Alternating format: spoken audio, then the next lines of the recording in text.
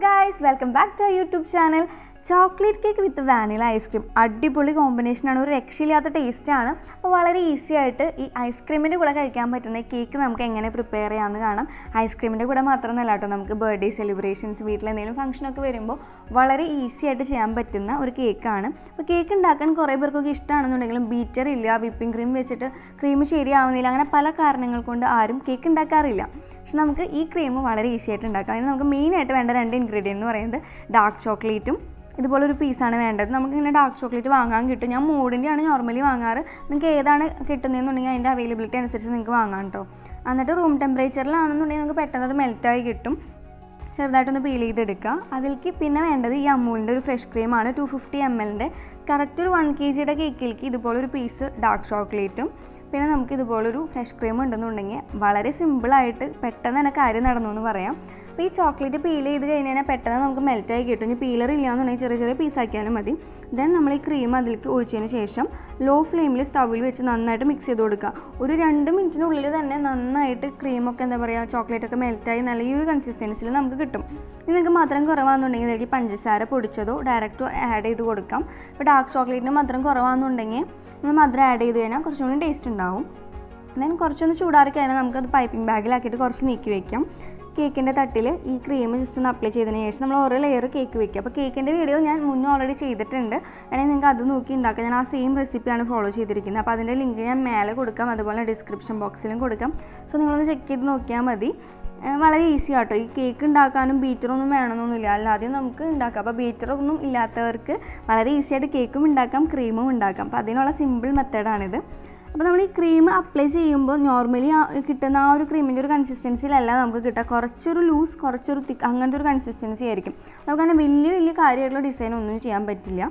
അപ്പോൾ ആദ്യം നമ്മൾ കേക്കിലേക്ക് ജസ്റ്റ് ഒന്ന് അബ്സോർബ് ആവുന്ന വിധത്തിൽ കുറച്ചൊരു പ്രഷർ കൊടുത്ത് തന്നെ നമ്മൾ ഒരു സ്പാച്ചിലോ നൈഫോ സ്പൂണോ വെച്ച് സ്പ്രെഡ് ചെയ്ത് കൊടുക്കുക ക്രീം നന്നായിട്ട്. എന്നിട്ട് അതിൻ്റെ മേലൊരു ലെയറും കൂടിയും ക്രീം അപ്ലൈ ചെയ്തിട്ട് അതിൻ്റെ മേലെ നമുക്ക് എന്താ പറയുക, ഡാർക്ക് ചോക്ലേറ്റോ അല്ലാന്നുണ്ടെങ്കിൽ നട്ട്സ് യൂസ് ചെയ്യാം, ഫ്രൂട്ട്സ് യൂസ് ചെയ്യാം, ഒരു ഫില്ലിംഗ് പോലെ. അപ്പോൾ കുറച്ചും കൂടി ഒരു ടേസ്റ്റ് ഉണ്ടാവും.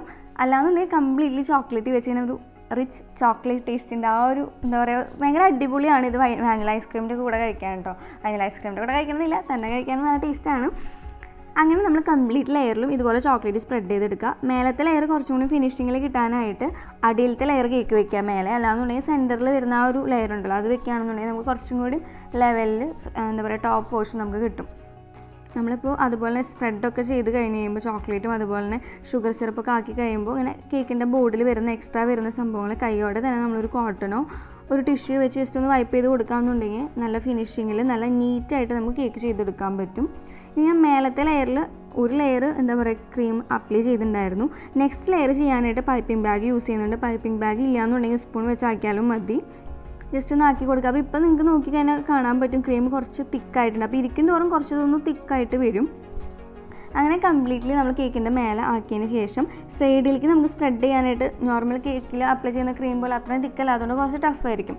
അപ്പോൾ ഈ കേക്കിൻ്റെ സൈഡിലായിട്ട് ബോർഡറിലായിട്ട് ക്രീം കുറച്ച് അധികം ആക്കുക. അപ്പോൾ അതിങ്ങനെ സൈഡിലേക്ക് എന്താ പറയുക ഇങ്ങനെ ഒളിച്ചിങ്ങനെ ഇറങ്ങി വന്നോളൂ. അപ്പോൾ നമുക്കത് ജസ്റ്റ് ഒന്നൊരു നൈഫ് വെച്ച് സ്പൂൺ വെച്ച് സ്പ്രെഡ് ചെയ്ത് കൊടുത്താൽ മതി. ആൻഡ് ഇതൊരു സിമ്പിൾ ടെക്നിക്കാണ്. ജസ്റ്റ് ഒരു സ്പൂൺ വെച്ച് ജസ്റ്റ് ഒന്നിങ്ങനെ റൗണ്ട് ചെയ്ത് കൊടുക്കാമെന്നുണ്ടെങ്കിൽ മേലെ നമുക്കൊരു മെസ്സി ആയിട്ടുള്ളൊരു ഡിസൈൻ നമുക്ക് അവിടെ ഫോം ചെയ്യും.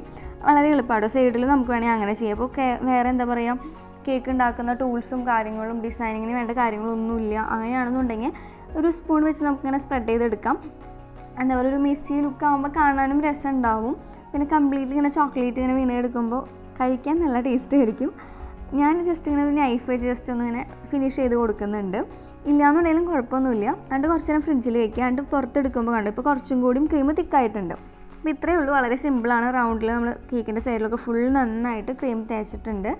ദെൻ ചോക്ലേറ്റ് വെച്ച് കൊടുക്കാം മേലെ. അപ്പോൾ ഡിസൈൻ ചെയ്യാൻ എളുപ്പമാണ്. ജസ്റ്റ് ചോക്ലേറ്റ് വേണമെങ്കിൽ കംപ്ലീറ്റ്ലി വെച്ച് കൊടുക്കാം, അല്ലാന്നുണ്ടെങ്കിൽ ഒരു സൈഡിൽ വെക്കാം, ബോർഡറായിട്ട് വെക്കാം. അതൊക്കെ നമ്മുടെ ഐഡിയ അനുസരിച്ച് വെക്കാം. ഞാനിപ്പോൾ ഇവിടെ 5 സ്റ്റാർ ആട്ടോ വെച്ചിരിക്കുന്നത്. നിങ്ങൾക്ക് സ്നിക്കേഴ്സ് യൂസ് ചെയ്യാം, കിറ്റ് കാറ്റ് യൂസ് ചെയ്യാം, ഏത് ചോക്ലേറ്റ് വേണമെങ്കിലും നിങ്ങൾക്ക് യൂസ് ചെയ്യാം. നിങ്ങൾക്ക് ഏതാണോ ഇഷ്ടം അത് യൂസ് ചെയ്യാം. വൈറ്റ് ചോക്ലേറ്റ് വേണമെങ്കിൽ അത് യൂസ് ചെയ്യാം. അല്ല ഇതൊന്നും ഇല്ലാന്നുണ്ടെങ്കിൽ സെയിം ആ ഡാർക്ക് ചോക്ലേറ്റിനെ ചെറിയ ചെറിയ പീസാക്കിയിട്ട് അത് വെച്ച് കൊടുത്താലും മതി.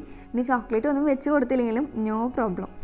അപ്പോൾ ഞാൻ ഇടയിൽ കുറച്ച് ഡാർക്ക് ചോക്ലേറ്റ് പീൽ ചെയ്തതും കൂടി ഇട്ട് കൊടുക്കുന്നുണ്ട്. ഒരു ചെറിയൊരു മൂണിൻ്റെ ഒരു ഹാഫ് മൂൺ പോലെയാണ് ആക്കി കൊടുത്തിരിക്കുന്നത്. ദെൻ നെക്സ്റ്റ് സൈഡിൽ ഫുള്ള് ഈ ചോക്ലേറ്റ് ഒന്നും ഇങ്ങനെ ഡിപ്പാക്കി എന്താ പറയുക ഇങ്ങനെ ജസ്റ്റ് എന്താ പറയുക നമ്മുടെ ആ പൈപ്പിംഗ് ബാഗിൽ ഇട്ടിട്ട് തന്നെ ആക്കി കൊടുക്കുന്നുണ്ട്. പൈപ്പിംഗ് ബാഗിലാണെന്നുണ്ടെങ്കിൽ സ്പൂൺ കൊണ്ട് ആക്കിയാലും മതി.